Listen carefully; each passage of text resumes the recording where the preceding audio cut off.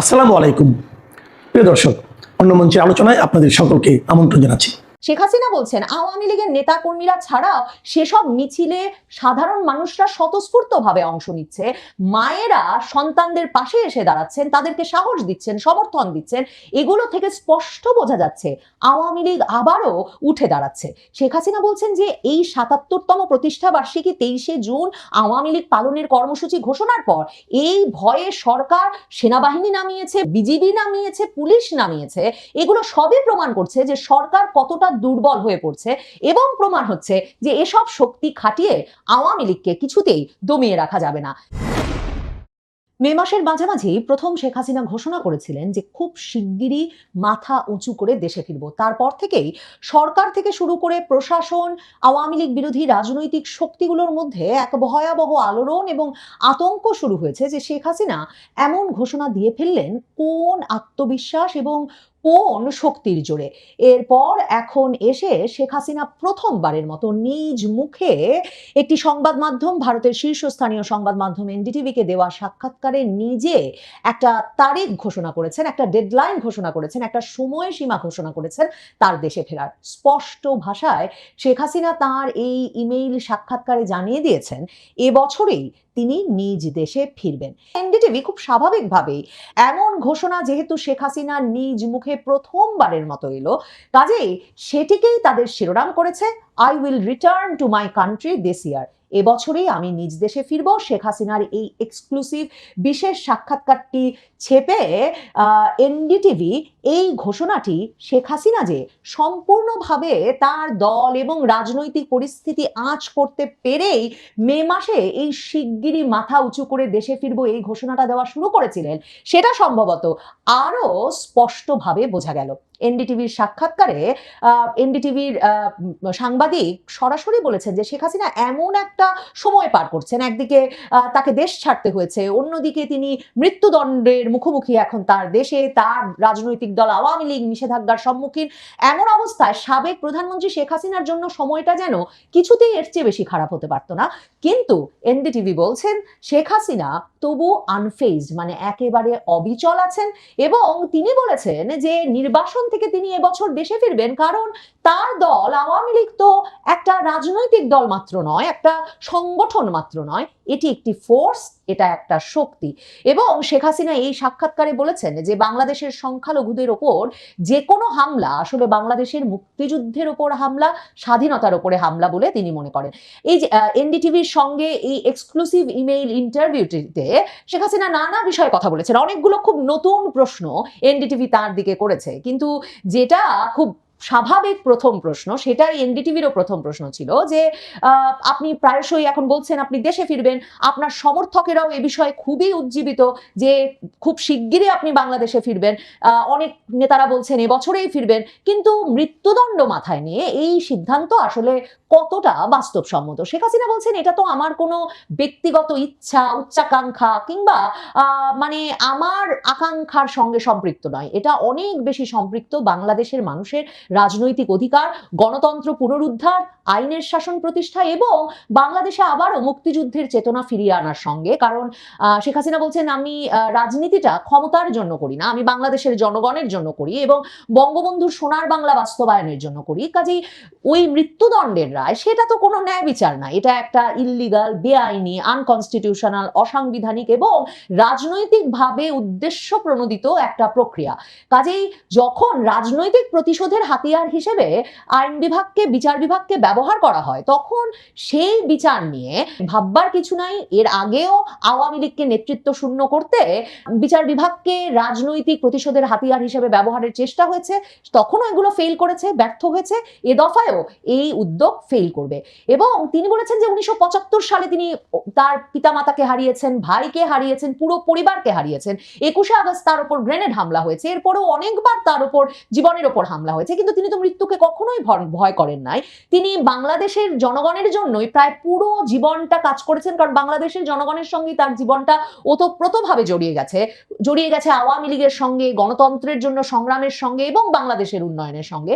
কাজেই I want to say clearly, আমি আমি স্পষ্টভাবে বলতে চাই, overcoming every obstacle and every conspiracy, সকল বাধা এবং ষড়যন্ত্রকে জয় করে I will return to my country this year. এবছরেই আমি আমার নিজ দেশে ফিরবো। এনডিটিভি তখন বলছে যে আপনি কি কোনো ইঙ্গিত পাচ্ছেন, যে মানে এই ইঙ্গিত তো চারদিকে পাওয়া যাচ্ছে যে বাংলাদেশের সরকারের নানা রকম ব্যর্থতা এবং perceived gaps in the Bangladesh government, মানে যেসব খামতি আছে সেসব কারণে আওয়ামী লীগ আবার নতুন করে সমর্থন পাচ্ছে। কারণ এটাকে একটা রাজনৈতিক সাফল্যে পরিণত করার, এই যে সমর্থন বাড়ছে আওয়ামী লীগের প্রতি, এটাকে একটা রাজনৈতিক সমর্থনে পরিণত করার সাংগঠনিক শক্তি কি আপনার দলের এখন আছে?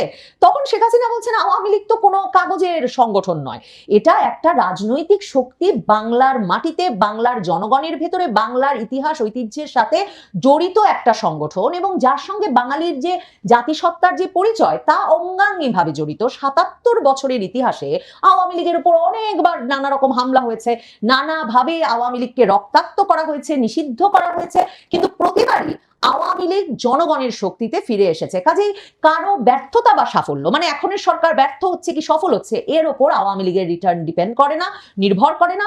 আওয়ামী লীগ নিজেই জনগণকে সাথে নিয়ে তার নিজের পথ তৈরি করে নিতে পারে, কারণ সব সময় জনগণের সমর্থন আওয়ামী লীগের সঙ্গে আছে।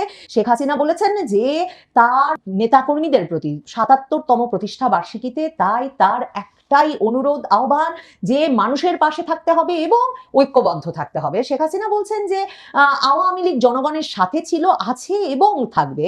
কাজেই এই জনগণের শক্তিতে আওয়ামী লীগ আবার উঠে দাঁড়াবে, আবারও প্রবল শক্তিমত্তায় বাংলাদেশের রাজনীতিতে ফিরবে। এনডিটিভি জিজ্ঞেস করছে যে এখন তো হাজার হাজার কেস হয়েছে আপনার নেতা কর্মীদের বিরুদ্ধে এবং মানে এখনো নিষেধাজ্ঞা বলবৎ আছে, কতটা সম্ভব যে খুব শিগগিরই, শেখ হাসিনা যেহেতু বলছেন এবছরই দেশে ফিরবেন, যে খুব শিগগিরই আপনারা একটা রাজনৈতিক রিকভারি বা রাজনৈতিকভাবে আপনাদের একটা পুনরুত্থান হবে? তখন শেখ হাসিনা বলছে যে এটাও তো কোনো সরকারের ফেভারের ওপর বা দয়ার ওপর নির্ভর করে না, এটা তো জনগণের ওপর নির্ভর করে, কারণ একটা অসাংবিধানিক বেআইনি নিষেধাজ্ঞা দেওয়া হয়েছে যাতে আওয়ামী লীগকে বাদ দিয়ে একটা সাজানো নির্বাচন করা হয়। তারা হয়তো পার্টি অফিস বন্ধ করেছে, তারা রাজনৈতিক কার্যক্রম নিষেধাজ্ঞা বলবৎ রেখেছে সাময়িকভাবে, কিন্তু তারা তো আওয়ামী লীগকে মুছে ফেলতে পারে না।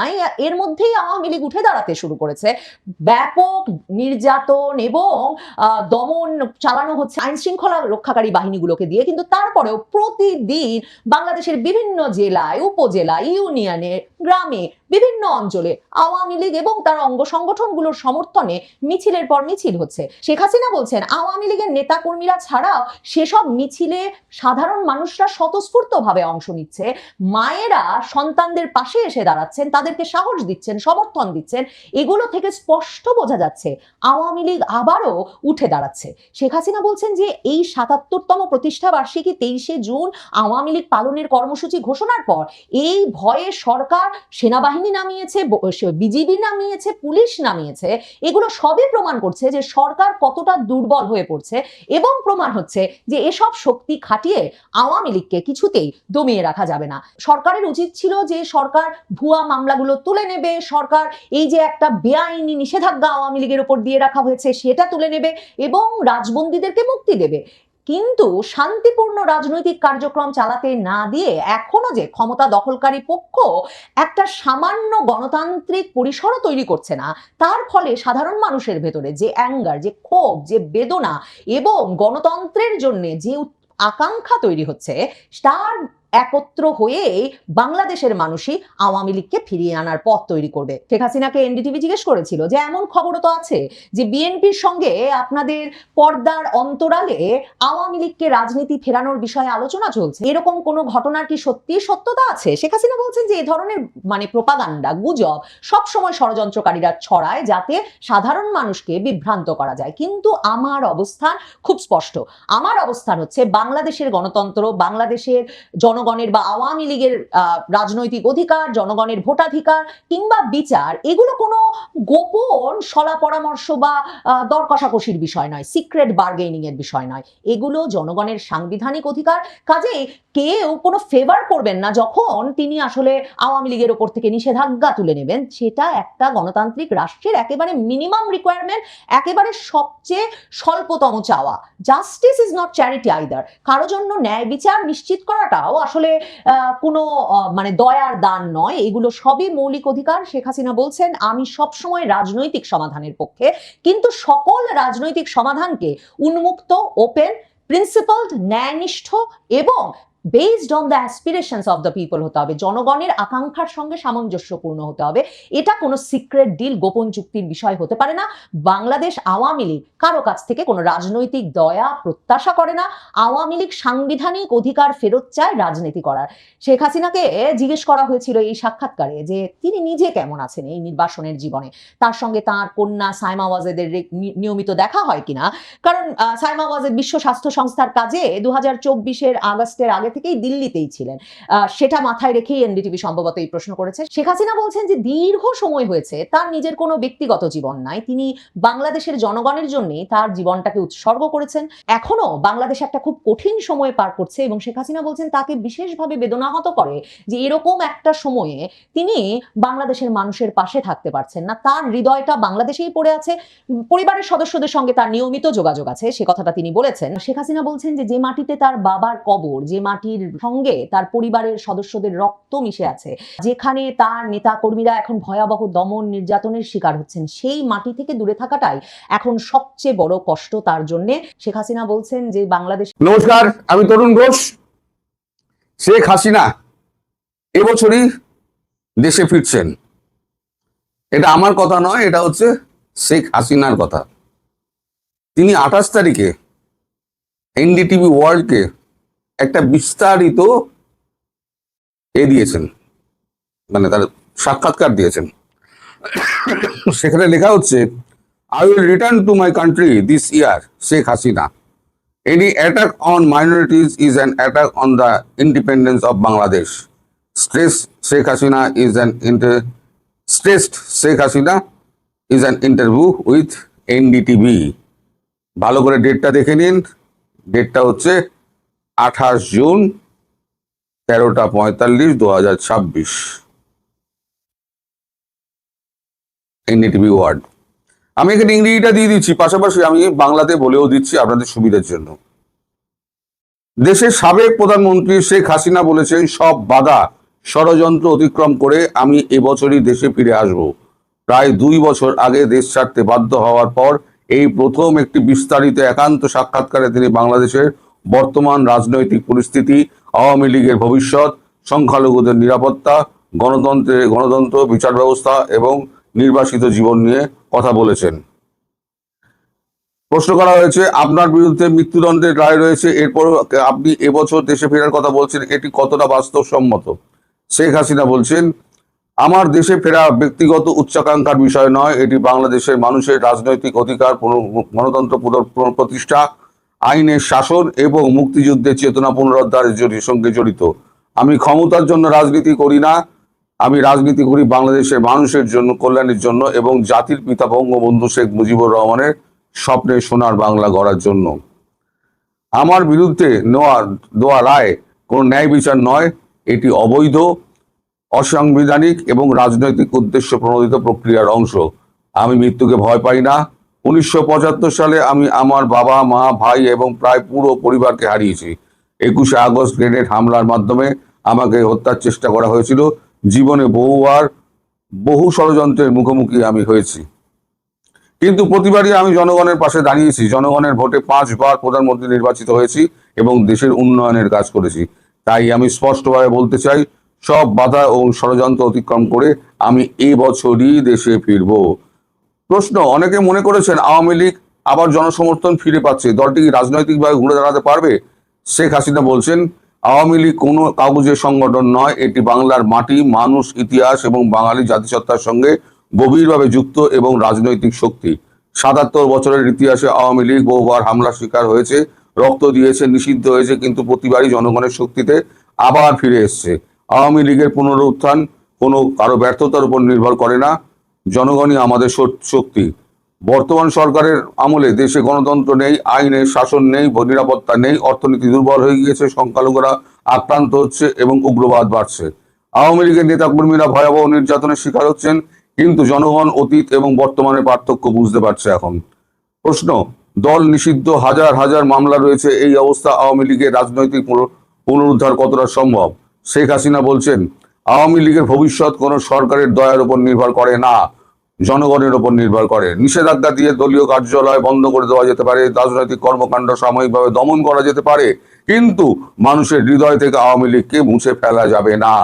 দেশের বিভিন্ন এলাকায় বিভিন্ন আওয়ামী লীগের সমর্থনে মিছিল হচ্ছে, সাধারণ মানুষও স্বতঃস্ফূর্তভাবে অংশ নিচ্ছে। সরকার নিজেই আওয়ামী লীগের সাংগঠনিক শক্তিকে ভয় পাচ্ছে। তাই প্রতিষ্ঠা বার্ষিকী কর্মসূচি ঠেকাতে সেনাবাহিনী, বিজিপি, পুলিশ মোতায়েন করা হয়েছিল। আমার বিশ্বাস, জনগণের শক্তিতে আওয়ামী লীগ আবার ঘুরে দাঁড়াবে। প্রশ্ন করা হয়, আপনি বলেছেন বাংলাদেশ তার মূল আদর্শ থেকে সরে গিয়ে পাকিস্তানের মতো পথে যাচ্ছে, কি বোঝাতে চেয়েছেন? শেখ হাসিনা, বাংলাদেশ জন্ম নিয়েছিল সামরিক শাসন, বৈষম্য, সাম্প্রদায়িক গণতন্ত্রহীনতার বিরুদ্ধে সংগ্রামের মাধ্যমে। বঙ্গবন্ধুর নেতৃত্বে রাষ্ট্রের স্বাধীন ভিত্তি ছিল জাতীয়তাবাদ, গণতন্ত্র, সামাজিক ন্যায় বিচার, ধর্মনিরপেক্ষতা, এসবের ওপর। 5 আগস্টের পর মুক্তিযুদ্ধের চেতনার উপরে আক্রমণ হয়েছে বলে আমি মনে করি। মুক্তিযোদ্ধাদের অপমান করা হয়েছে, মুক্তিযুদ্ধের স্মৃতিচিহ্ন ভাঙচুর হয়েছে, জয় বাংলা স্লোগানকে অপরাধ হিসেবে দেখা হয়েছে, সংখ্যালঘুদের উপর হামলা হয়েছে, মন্দির ভাঙচুর হয়েছে এবং উগ্রবাদের বিস্তার হয়েছে। অন্যদিকে আওয়ামী লীগের শাসন আমলে বাংলাদেশ অর্থনৈতিক প্রবৃদ্ধি, দারিদ্র হ্রাস, বিদ্যুৎ, শিক্ষা, স্বাস্থ্য, অবকাঠামো এবং ডিজিটাল উন্নয়নের উল্লেখযোগ্য অগ্রগতি অর্জন করেছিল বলে তিনি দাবি করেন। তার ভাষায়, পদ্মা সেতু, metro rail, Karnaphuli tunnel, Bangabandhu satellite এবং ডিজিটাল বাংলাদেশের মতো প্রকল্প দেশকে উন্নয়নের রোল মডেলে পরিণত করেছিল। প্রশ্ন, বিএনপির সঙ্গে গোপন সমঝোতার কোনো আলোচনা চলছে কি? শেখ হাসিনা, এসব গুজব। গণতন্ত্র, আওয়ামী লীগের রাজনৈতিক অধিকার এবং জনগণের ভোটাধিকার কোনো গোপন দর কষাকষির বিষয় নয়। আওয়ামী লীগের উপর নিষেধাজ্ঞা প্রত্যাহার করা কোনো অনুগ্রহ নয়, ন্যায় বিচার ও দয়া নয়, এটা সাংবিধানিক অধিকার। প্রশ্ন, সংখ্যালঘুদের উপর হামলা এবং ইসলামিক গোষ্ঠীর হুমকি সম্পর্কে আপনার মতামত কি? শেখ হাসিনা, এটি একটু অতি উদ্বেগজনক, বেদনাদায়ক। 5 আগস্টের পর হিন্দু, বৌদ্ধ, খ্রিস্টান, আদিবাসী, আহমদিয়া, সুফি সম্প্রদায়ের মানুষ নিরাপত্তাহীনতার মধ্যে রয়েছে বলে তিনি অভিযোগ করেন। মন্দির ভাঙচুর, প্রতিমা ভাঙা, বাড়িঘর লুট, চাঁদাবাজি, নারীর প্রতি সহিংসতা এবং ধর্মীয় অনুষ্ঠানে বাধা দেওয়ার ঘটনাও ঘটেছে বলে তিনি দাবি করেন। তিনি বলেন, সংখ্যালঘুরা কোনো ভোট ব্যাংক নয়, তারা বাংলাদেশের সমান আত্মমর্যাদার নাগরিক। সংখ্যালঘুদের উপর হামলা মানে বাংলাদেশের স্বাধীনতার চেতনার উপরে হামলা। প্রশ্ন, ভারতে নির্বাসিত জীবন কিভাবে কাটছে? শেখ হাসিনা, অনেকদিন ধরেই আমার ব্যক্তিগত জীবন নিয়ে কিছু বলতে চাই না। আমার পরিবার পরিজনের সঙ্গে যোগাযোগ আছে, কিন্তু আমার মন পড়ে থাকে বাংলাদেশে। সে দেশের মানুষের কাছ থেকে দূরে থাকা, মাটির থেকে দূরে থাকা এবং প্রতিদিন নেতাকর্মীদের কষ্টের খবর শোনা অত্যন্ত বেদনাদায়ক। তবু দূর থেকেই আমি প্রতিদিন বাংলাদেশের পরিস্থিতি পর্যবেক্ষণ করি, নেতাকর্মীদের খোঁজ রাখি এবং আন্তর্জাতিক অঙ্গনে বাংলাদেশের গণতন্ত্র ও মানবাধিকার পরিস্থিতি তুলে ধরার চেষ্টা করি। আমার শক্তি বাংলাদেশের জনগণ, আওয়ামী লীগের নেতাকর্মী, জাতির পিতার আদর্শ।